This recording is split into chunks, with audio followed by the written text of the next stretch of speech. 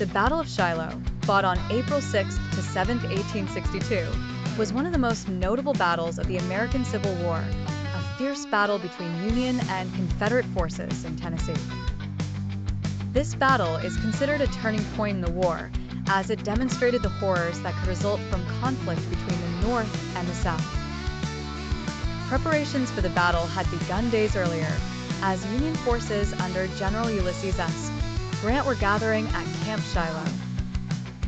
The soldiers were preparing for battle, with a sense of tension and anticipation in the air. On the morning of April 6th, Union forces were surprised by a surprise attack by Confederates under General Albert Sidney Johnston. The surprise was strong, as the Confederates launched a swift and effective attack. The fighting raged on the surrounding farms, with soldiers using all their might.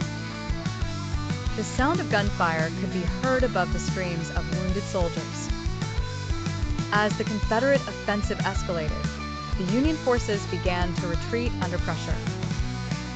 The Army commanders had difficulty organizing their ranks in the chaos. Despite the retreat, there were Union units that put up a brave resistance.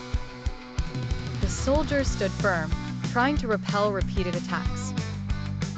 On the evening of April 6th, Union reinforcements under General Henry Halleck arrived, giving Grant's forces a new boost. The battle was not over yet.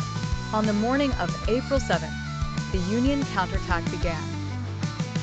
The soldiers held their ground and began to retake lost ground.